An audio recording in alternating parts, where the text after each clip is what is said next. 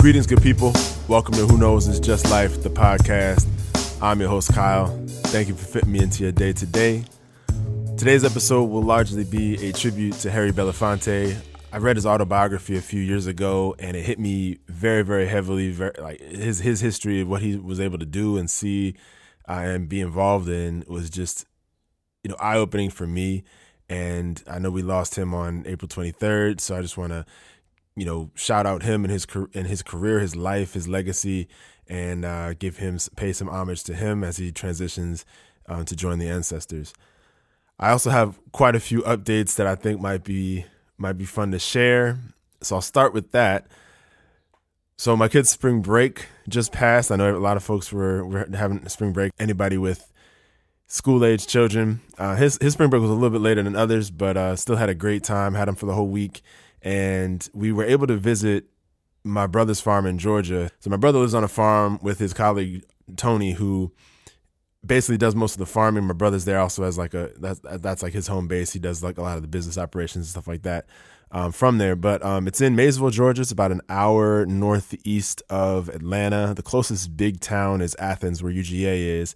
And they have a pretty good sized plot of land. It's in a neighborhood though, so it's not. If you think farm, you think massive, hills and whatever.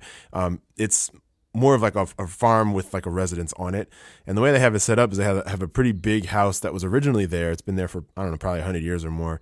And they have that. They did a lot of rehab work to make sure to set that up to be an Airbnb experience house. And so that's where I was staying. So me, the kiddo, my uncle came up there. My mom and her husband were there too. So we were all staying in the house, in the Airbnb house.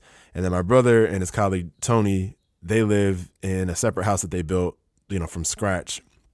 And it's got two separate apartments in that house. And so Tony does the farming. My brother does more like business stuff, and he kind of just works from there. So yeah, it was just really dope to get down there and see it. I'm the last of my immediate family to get down there, so I definitely was happy to be able to make the trip.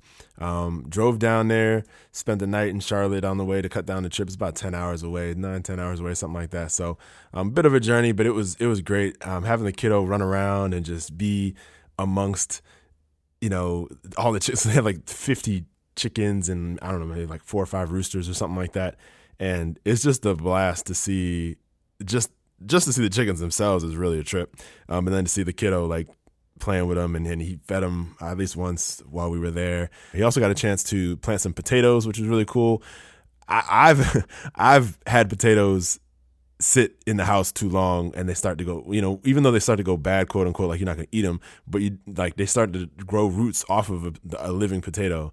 And so I knew that they were pretty viable and pretty, easy to grow, or at least they start to germinate pretty quickly or start to regrow pretty quickly. And so literally the planting of potatoes was literally putting pieces of potato in the ground, which I thought was pretty cool. So the kiddo got a chance to do that and water him and all that kind of stuff. But then he got to play with my mom a bit, which was great. He had a whole day. I was working remotely from there, so it was great to have a lot of folks to pitch in and help make sure he was engaged and active and whatnot. So it was a blast. I went for like a 2-mile run and I was dead. Like my lungs were just not ready for like whatever pollen I got down there is different than what we got here. Let me tell you, like it is just another thing down there. I don't know what it was, but anyway, so that was an experience.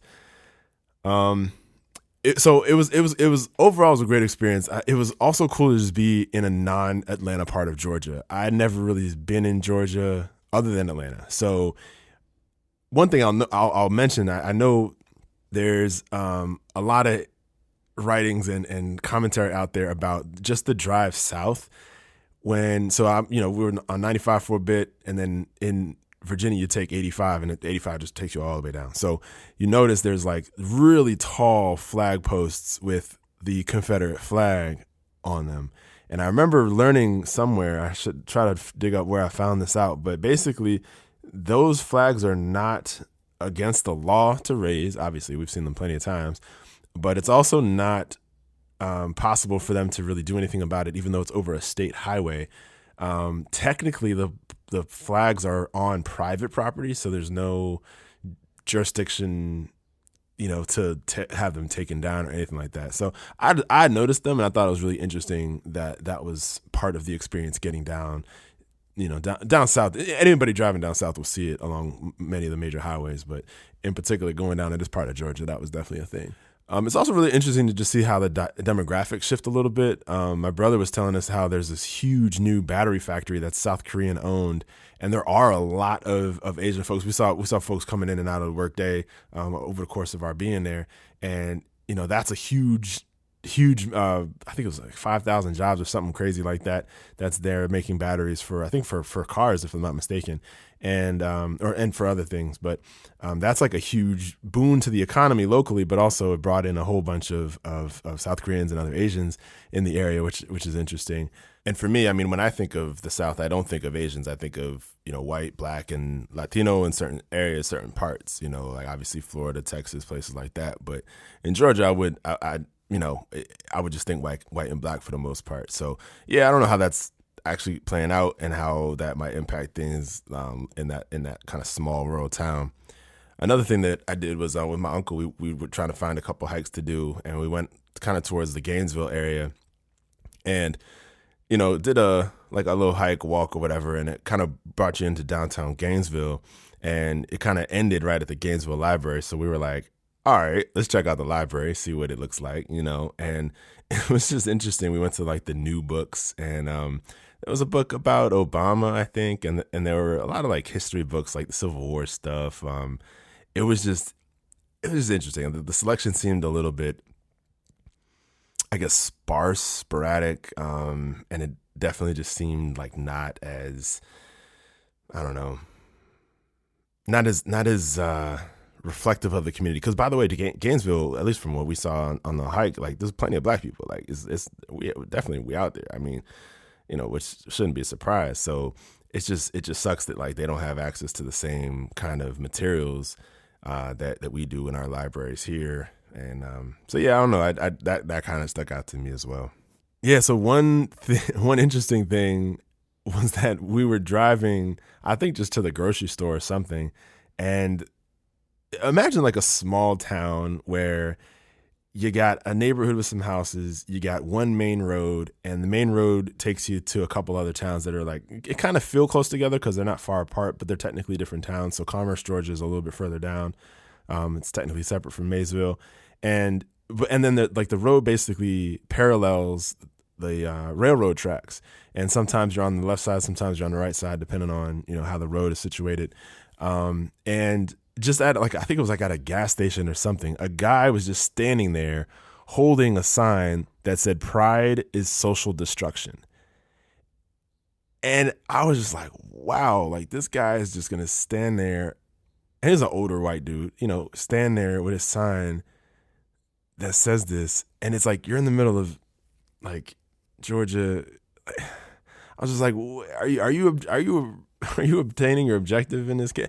And what I thought was interesting was that Pride was colored in like with the rainbow colors. I'm like, the dude took the time to like actually color in like rainbow colors in the Pride, but then to say it's like social I was just like, man, the effort that we're going through to like hate is just mind-boggling to me. So that was definitely kind of troubling to see, or just, I don't know. I guess that's part of being down there. You see certain things like that. And then like it was interesting to just see like little hints of Trump. I mean, we filled up the car with gas, and the metal flap that falls down when you take out the pump from the main pump holder, it had like a Trump sticker on it. And I'm like, what's the objective of this? Is it to like advertise Trump when you're putting the nozzle back into the thing, or is it because they don't like Trump and they want to have him be? It was just weird. This is like a bunch of like weird things like that I didn't know how to place. But ultimately though, and from my brother's experience, like there's just a lot of decent folk that just kind of just go about their lives. They're just kind of like, living and doing things. I know when my brother, hopefully I'll get him on the show, but when my brother and his investment group was looking to purchase the property, they did have to do research around whether or not, some of these any of these smaller towns were historically sundown towns and stuff like that, to make sure that there wasn't going to be any issues. But and because Tony, the other guy, the guy doing the farming, is black guy, long dreadlocks, whatever. So he's definitely definitely a black space. So just managing all of that has got to have been pretty interesting for them. And hopefully I have my brother on the show to talk a little bit more about that. I don't want to speak too much from his experience when it'd be better if he could share his own. But yeah, so one of the pieces of this also was that my birthday fell around that time, so we celebrated my birthday. We decided to go. It was kind of a long story, but I was trying to pick a place that was a little bit scenic, that was open at a good time for us and everything. And we wound up going to a restaurant on Lake Lanier, which was really cool. Like, it was really nice vibes. The food was pretty good. It was cool. It had a little sandy space for the kids to play and whatnot. So the kiddo went down there and played for a while. So yeah, it was real cool. It was nice and scenic. And so we drove to another part of the lake to catch the sunset. So it was really just a beautiful evening and just a really great space to be in. So when I got back, I was reminded that Lake Lanier is one of those lakes that white people built on top of a formerly black community. Oscarville was once on the land where Lake Lanier is, and Lake Lanier is actually named by a guy who was a Confederate soldier, and he did a lot of other things environmentally, which was cool, but.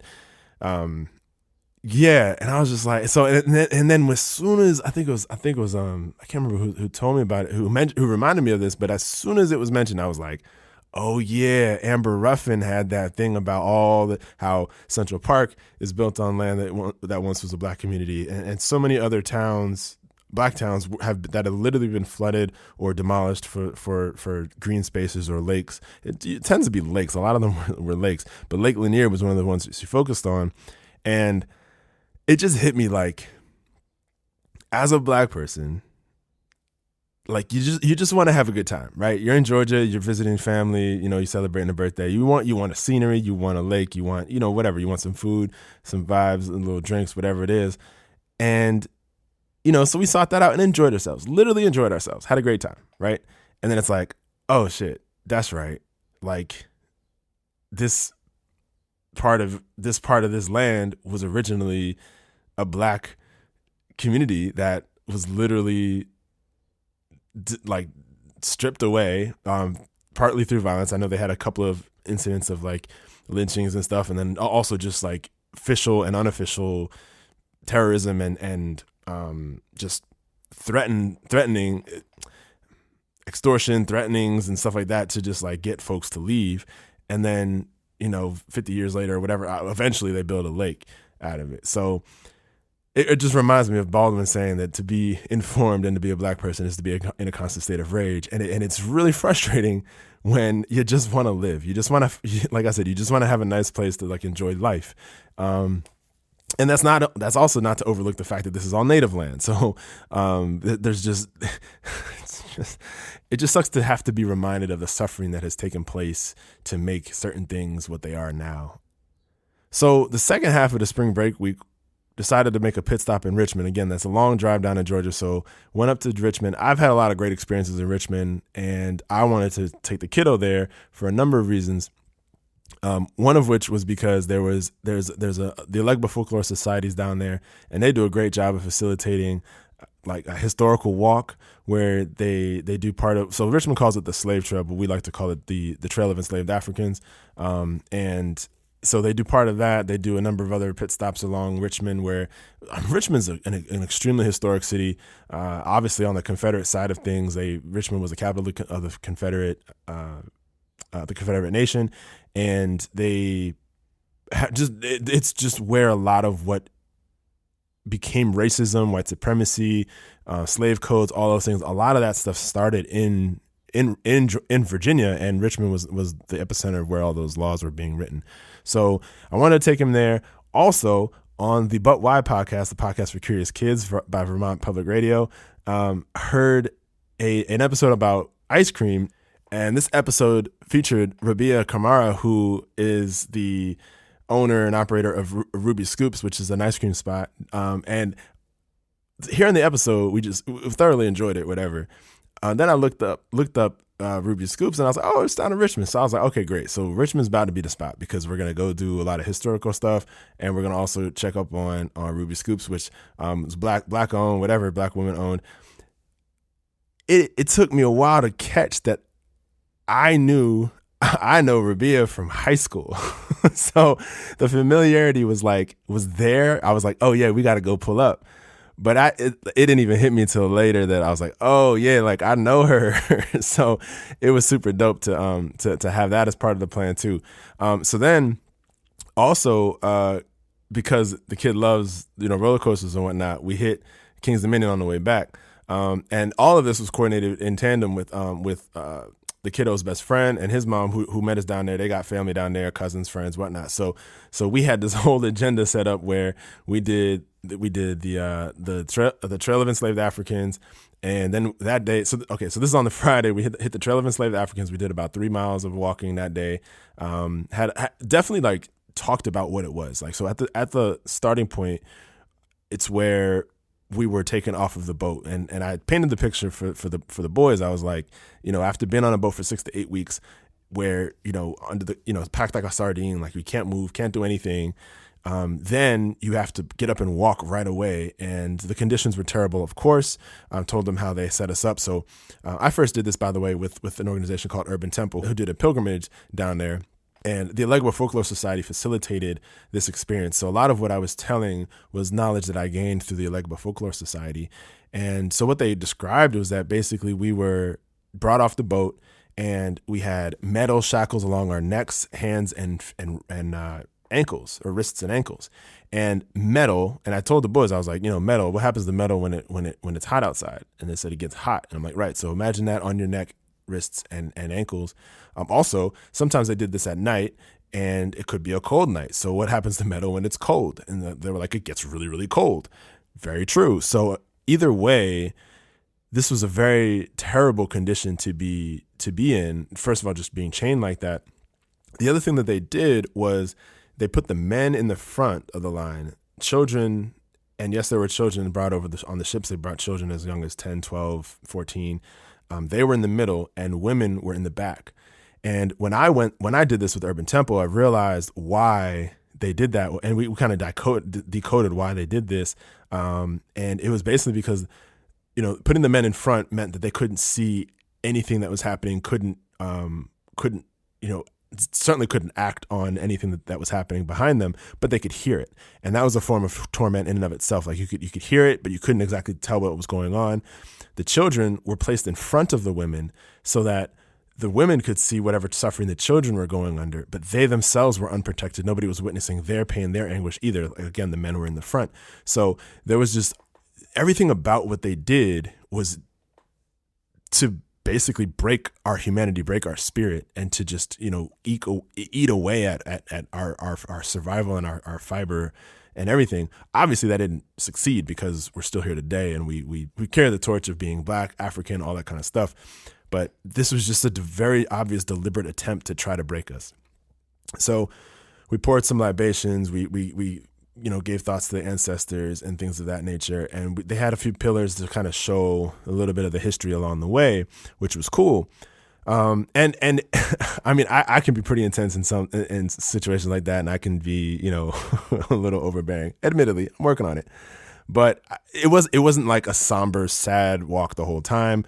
The kids had fun. At the end of the day, we're walking in nature, and it was fun to just kind of walk and have an outdoor experience, getting a little active and whatnot. I walked along the river, so it was a nice experience. But there were definitely moments of just thinking about what this would have been like for our ancestors. Another thing I want to say is that I feel like when it's Black stuff, it's just not commemorated well. So this trail starts, as I mentioned, right off of the river, the James River, and it is a nice trail, a nice path for maybe the first mile-ish. And then it cuts over this street because there's a bridge on a street bridge that goes across the river and gets to the main part of downtown Richmond, which is where the slave auctions would take place and where we were sold, basically. And that's where the path basically goes up that way.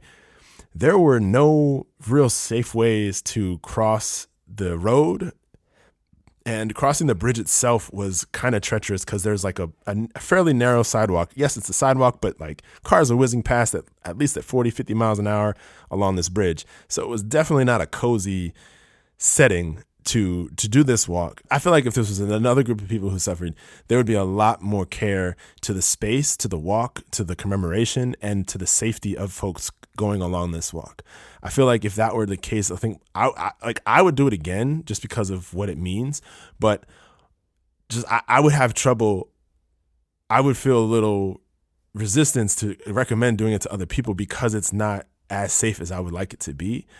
But that's also maybe the reason to do it, just to experience something that is about us, but isn't necessarily built for us. Like I said, Richmond calls it the slave trail, right? It's just not you can tell Black people weren't involved with the creation of this, the naming of it, and just the curating of it. So that was part of my takeaway as well. So, but anyway, we safely get across and we get to, one of the places where they used to hold the auctions and stuff like that. And we did another, kind of moment of silence and, did some libations again there to kind of commemorate the ancestors. And at the end of it, I asked the kids, what they took from it.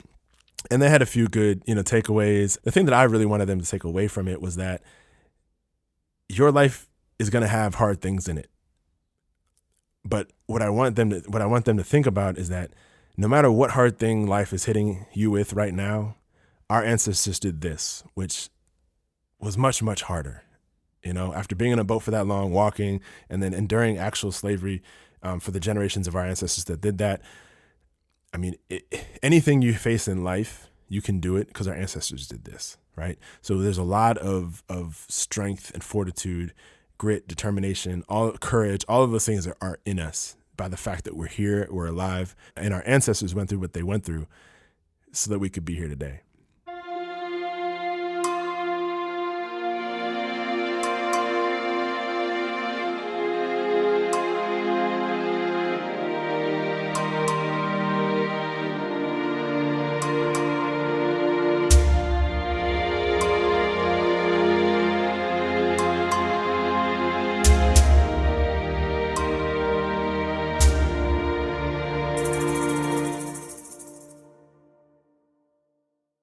So another thing that we got to do was we did a dance class with a Malian a master dancer. And this was also part of the Elegba Folklore Society. They had set this up. This was just on their agenda, and it happened to be the weekend that we were going to be there. So this is on the Saturday, and that was a lot of fun. I am not a dancer. I'd rather be the guy drumming, but it was a lot of fun to kind of learn the dances. And they had parts where the kids would go up and dance, and they would go through, and then the men would do it. It was just me and this one other dude, and then the women would go too. So it was a lot of fun. Got a little bit of activity going in. So that was good on the Saturday. Got some food, and then that was the night of the Gervonta Davis fight too, so that was kind of fun. Their cousin was hosting the fight, got the fight, and so the kids were playing and the adults were watching the fight, which was pretty cool. And then on Sunday went to Kings Dominion because Kings Dominion is a little bit north of Richmond, basically on the way home. So hit Kings Dominion on the way back. We basically got there like at noon. They closed at 8. Yes, it was a Sunday night. It was a school night. Still had to drive a couple hours to get home. But it was a blast. The kids had a great time. They have a great relationship, kind of like an older brother, younger brother relationship. The kiddo's best friend's like about 15 months older than them. So it was just a great time, great vibes, good energy, and I like the balance. It was like, obviously we had some historical stuff, some stuff about Black American history that obviously is not always the fun part. We also got to connect with the African dance piece, and then just straight up enjoyment. Get some ice cream, got some good food, did brunch, Kings Dominion, whatever. So like it was just a great weekend, and great whole week, I should say, for spring break. So that was also dope.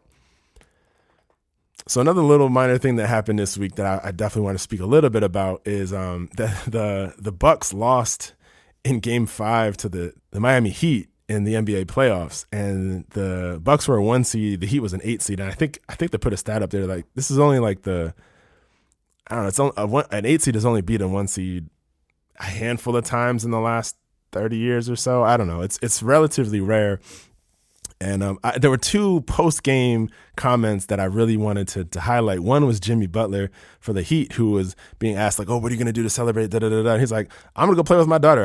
It's been a road trip. I miss her. Like, I want to see her, get some ice cream, go to the park, do all the things, whatever.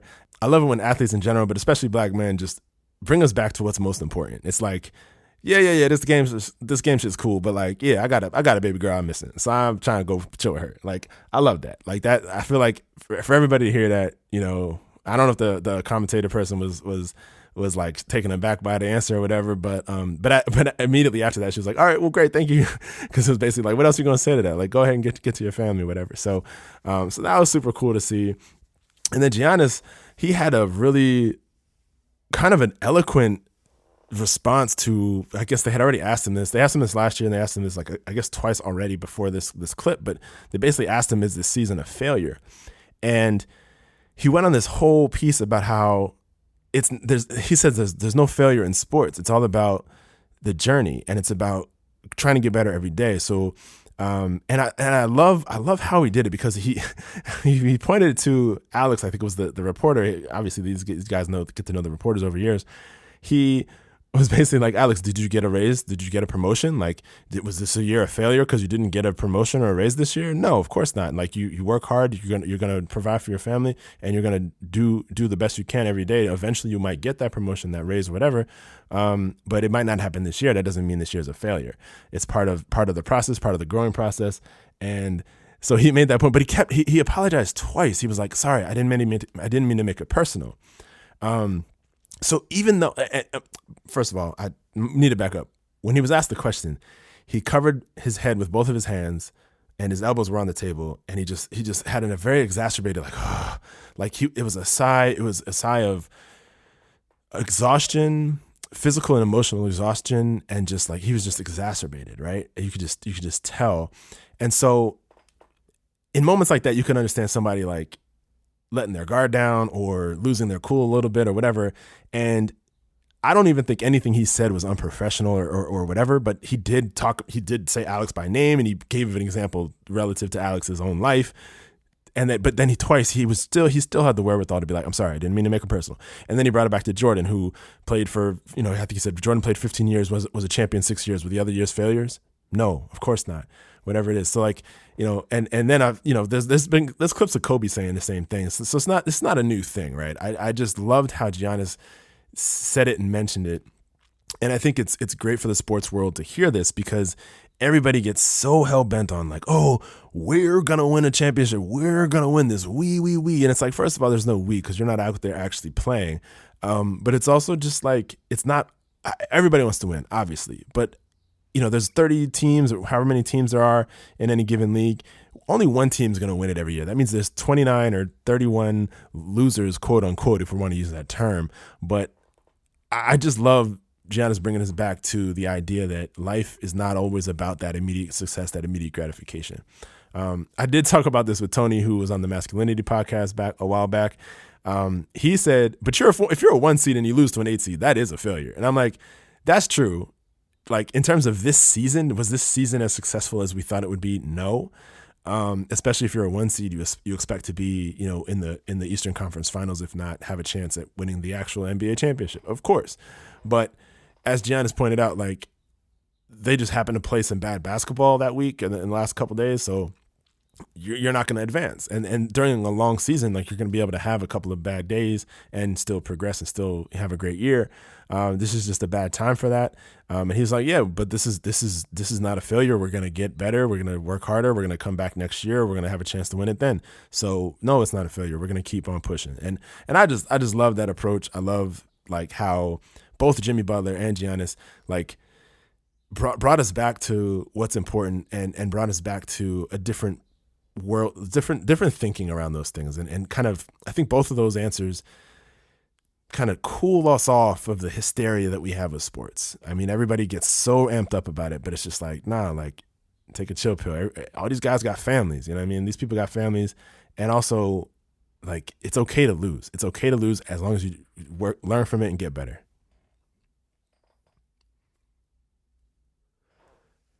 All right. So now I want to talk about Mr. Harry Belafonte.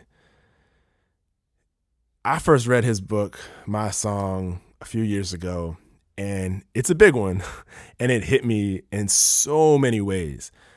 I had known who Harry Belafonte was loosely, but I had no idea how instrumental he was. He's probably one of the, in my opinion, he's one of the most influential people of the 20th century, like for sure. And he just in the sense of what he did across all the things he was involved in. First and foremost, he was an activist first. And by the way, for those who aren't familiar with him, he's born in the U.S., but he's a kid of immigrants. He was Jamaican, and he was from New York. And he he struggled in school a little bit. I don't think he finished high school, but he did see, while doing janitor work, he got tickets to see a play. And that was his first time exposed to theater and arts and music and stuff like that. And he was like, oh, that's what I need to be doing that. And so he constantly was working towards positioning himself to being exposed to that, learning about it. He went to school for it eventually. And that obviously that became what he did. But as any, musician, artist, creative would tell you, that there's obviously periods of struggle, periods of not getting paid for what you do. So he was a janitor first. He did other jobs to kind of pay his way while doing that. He also was an activist the entire time. He always had this moral compass around what is important for Black people.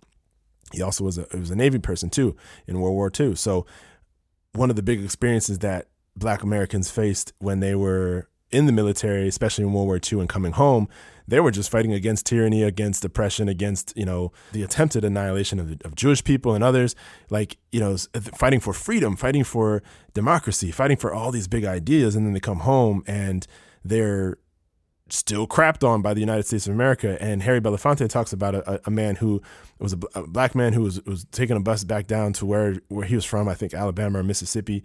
And white people gouged his eyes out and whatever, upon returning, because he wanted to get, to his family, he wanted to get the benefits and rights that he, should be getting here in the United States. So that's the context. That's the historical context that he was set in. And he was, I don't know exactly the age, but he was maybe 20 something, early 20s or maybe even 19 or so when he met Paul Robeson. And I just bought Paul Robeson's autobiography as well, because I know about him as well, but I want to read his full thing so I can get a more full picture of him. But he was an athlete. He was an actor, singer, whatever. And he was also very tapped into his Blackness and activism and what we needed as a people. And although Robeson was already kind of, towards the ends of his careers when he met Harry Belafonte, he was definitely very much still an activist. And one of the things that he told Harry Belafonte that stuck with Harry was that for a couple of things. One is that artists are truth tellers and that they're the most powerful force in the world. And that might rub some folks the wrong way, but it really is. Especially when we think of COVID. I saw something on Instagram. I was like, when COVID hit and everybody's feeling however they're feeling about the pandemic, about everything, we turn to, creatives, we turn to Netflix, we turn to movies, we turn to music, we turn to TV shows, we turn to things that people have created, artwork and other things to keep us grounded, keep us motivated, keep us, to wallow with us if we're feeling sad, whatever it is. We find our feelings through pieces of art and through creative works. And so, I think those two things are very true in terms of its truth telling and its powerful force. But then the other thing Paul Robeson said was that he told Harry to get them to sing your song, and then they will want to know who you are. And I think that was a really profound, beautiful thing to say.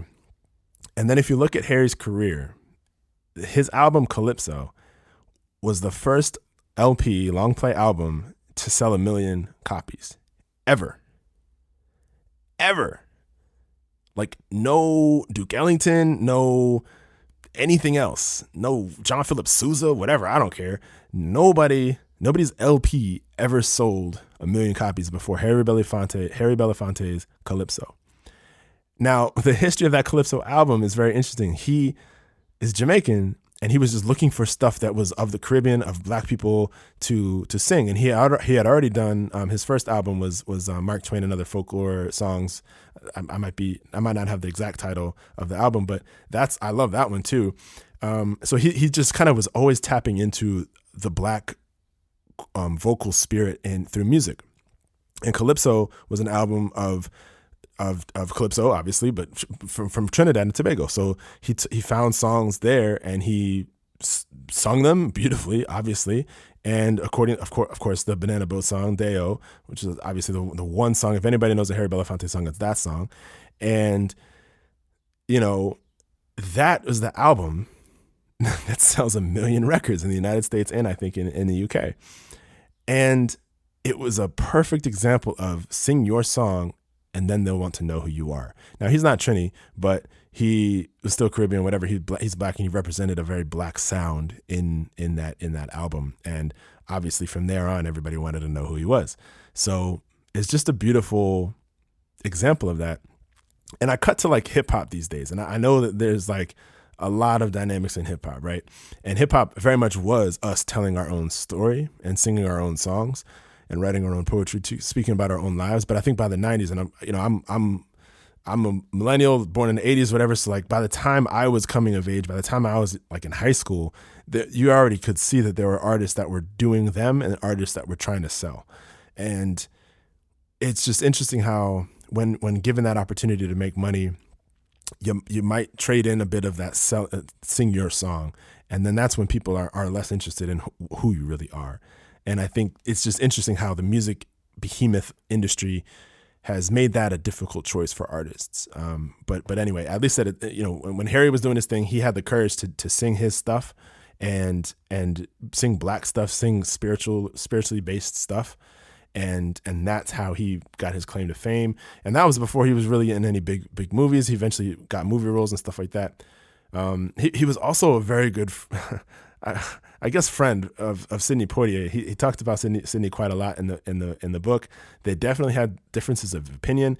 He criticized Sidney for taking certain roles that he wouldn't take because it wasn't pro-Black enough, etc. And it was just interesting. Like, was there light skin privilege in his ability to say no to certain roles? The book was just fascinating in terms of just all of the intimacy with which he talked about people, Dorothy Dandridge, and just so many other people that he was involved with in his career. And I'm focusing on the entertainment part of his career first, because that's I think what a lot of people know about him is his singing, his acting, and stuff like that. And that's beautiful. And what he did with his work, the pride he took in his work is commendable. And the fact that he had that moral compass of like, hey, I'm only going to do certain roles, I'm only going to do certain things, I'm only going to portray Black people, Black men in a certain light. So that was a big thing. But as I mentioned, activism had always been part of what he was doing. He was always an activist even before you ever heard his name. And so he always had that compass, which didn't just translate into the roles he took and the songs he sung, but also like his in the streets activism. And in the book, you get such a riveting personal depiction of folks like Dr. King, who would kick off his shoes, kick up his feet, get a scotch, and just hang out in Harry Belafonte's apartment in New York. And these guys were like 2 years apart in age, like 24, 26 years old, whatever. And Dr. King's just like, I don't know what's happening. Like, this is a lot, and I don't know what to do next. And we got to figure something out. We got to get organized. Like, there were moments of just genuine humanness that he experienced with some of the most important people in that century. And it's just amazing that he was in those roles, and he was up to the task. I mean, John F. Kennedy called him and said, hey, I need your endorsement because Jackie Robinson endorsed Nixon. That's another whole topic. I could talk about that in another show. But, he wanted another Black celebrity to basically endorse him. And Harry Belafonte was like, I get what I'm picking up what you're putting down, but you need to talk to Dr. King. And John Kennedy was like, who? And Harry's like, yeah, that's why I'm not endorsing you. You need to know who Dr. King is. So, it's, and Harry Belafonte back then, I think that was 1960 or even before that. No, it had to be 1960. He at that point knew that the Democrats were a little bit more liberal. They were more willing to do what was beneficial for black people, but they had their own agenda and they were not for black people. Like, so he describes this meeting that he had with Kennedy. Kennedy came to his apartment and said, hey, here's what I want to do for black people. Da, da, da, da, da, da, da. And Harry's like, yeah, but I can tell you haven't talked to any black people, obviously. And then he put him in touch with Dr. King. So, he had that political acumen like early and throughout his career, which I think was amazing. He also, obviously, he made a lot of money doing his work with acting and singing. So he funded a lot of this stuff, and he didn't only do it himself. He got like Frank Sinatra and Sidney Poitier and all these others to fund various things that were going on in the South and elsewhere.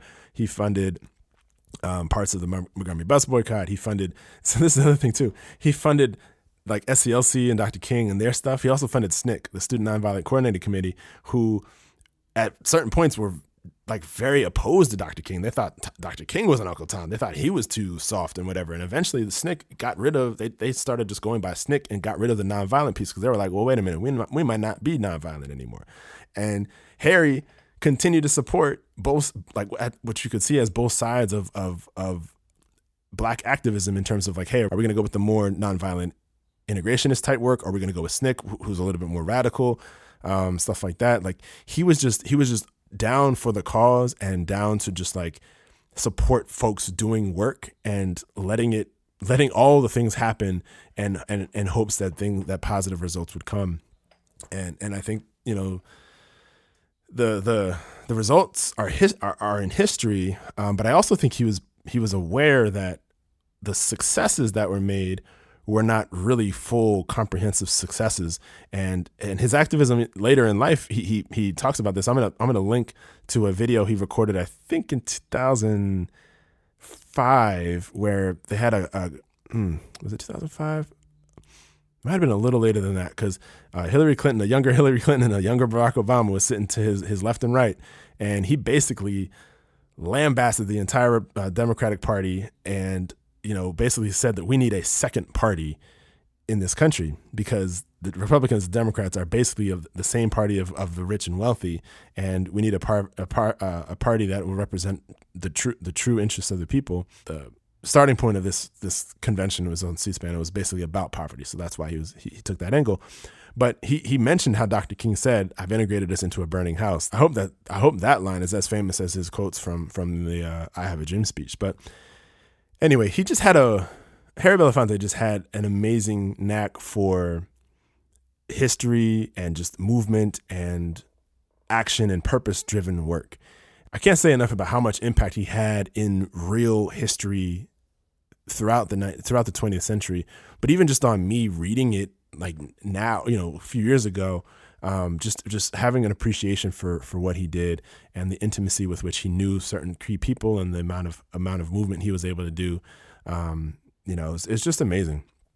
He also was huge in terms of helping out other artists. Like he also helped Miriam Makeba become a world-known singer. She was from South Africa. Of course, he was working on anti-apartheid work, and helped, really elevated Miriam Makeba. I think he coordinated her getting to the United States for the first time and had her open for him throughout, years. And so he just constantly was looking for people to uplift and bridge the Pan-African gaps, and bring the diaspora together. So he just constantly was doing so much consistently throughout the entirety of his career. It's really, really commendable. And even in the later years, I already mentioned the one thing he did on C-SPAN, but in his later years, he talked about, he said George Bush was the greatest terrorist in the world. And this was right when the war in Iraq was being talked about and all that kind of stuff. He made these comments and he got a lot of flack for it, but it's also like he think about what he was trying to say. He was trying to say that George Bush and others were causing terrorism, not only in Iraq and other places, but he talked about how, food shortages in the United States is terrorism. Police treatment of black people is terrorism. So he kind of went down a litany of other examples of how the United States system is a terrorist system, just in how we treat our own people, especially black people, brown people, et cetera, native people, et cetera. So, anyway, he just had a very amazing life. His impact was amazing, and I really very much appreciate who he was. I know he wasn't perfect. He definitely was a man. Part of what hit me in reading the autobiography is that he kind of like was eager to kind of pat himself on his back, and he like was not ashamed or not he didn't hesitate to brag a bit. And it's fine. I mean, that's in a world where they try to take our accomplishments away, it's like, all right, go ahead, bro, like, do your thing, like cheer yourself on. That was something that wasn't exactly my taste, but it was also it's also fine. And also he did like take some shots at people personally, like Sydney. I think he definitely took some shots at Sidney Poitier. And that plays out in their relationship. I mean, they loved each other, and they also hated each other from time to time. And so there was a lot of history there. But yeah, so, I think the overall point though is that Harry Belafonte wasn't perfect, but he was a person, right? He was a principled person, and he had talent, and he used that talent to educate folks about himself, Black people, Black culture, and he used that money to turn around and help us get what we needed, at least as best as we could. And that was just a huge takeaway for me. And it also linked to this book that I read recently called The Heritage. And the heritage is basically the idea that Black athletes have this knowing responsibility to be involved with the community, to be involved with Black issues. And Paul Robeson was kind of the godfather of the heritage. He was one of the first big Black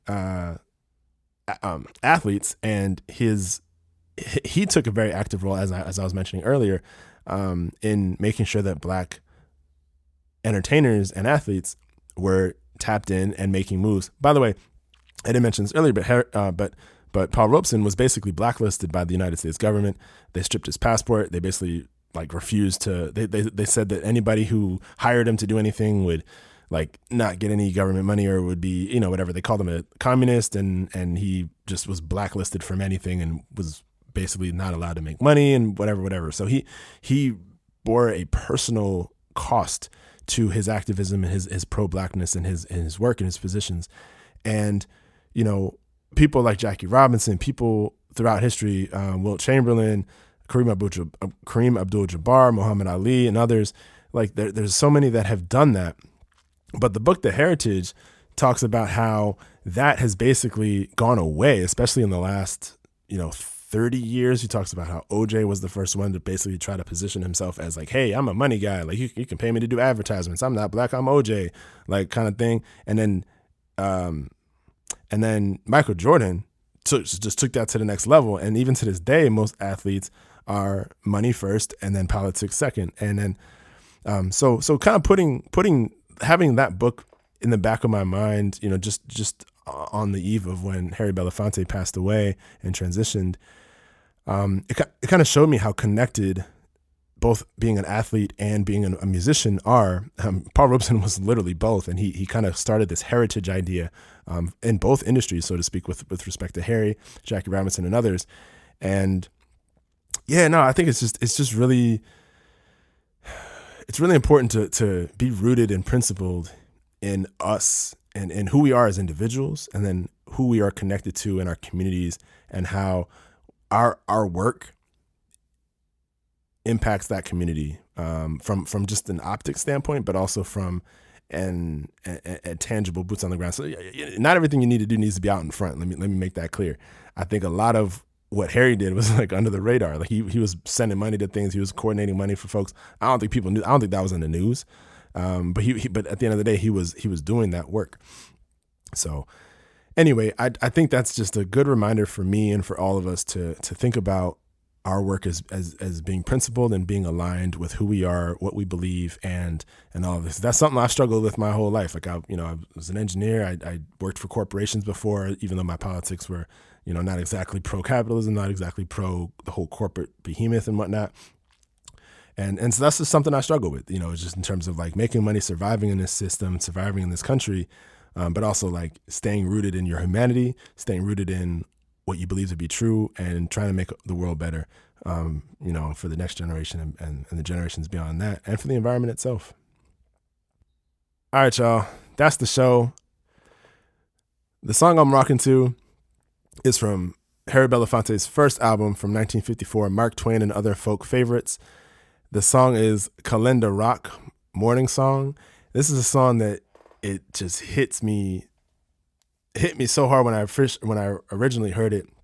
I actually sampled it, made a beat off of it.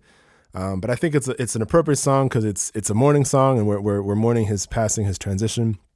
But I also think it's a beautiful song to celebrate him and to celebrate his life. And so this is the song I'm rocking to. I was listening to Calypso and the Mark Twain album a bit recently, and just kind of soaking myself into his spirit, his voice, and I truly think that his activism, his passion will continue to live on through all the people he's touched. Rest in peace, rest in power, Harry Belafonte.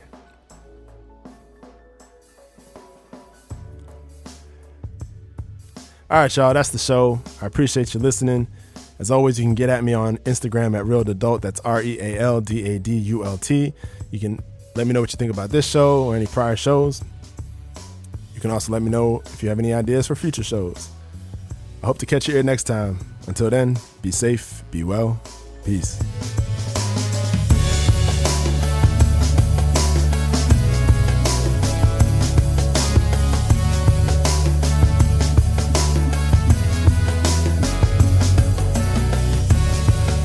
It's Just Life podcast is recorded, produced, and edited by me.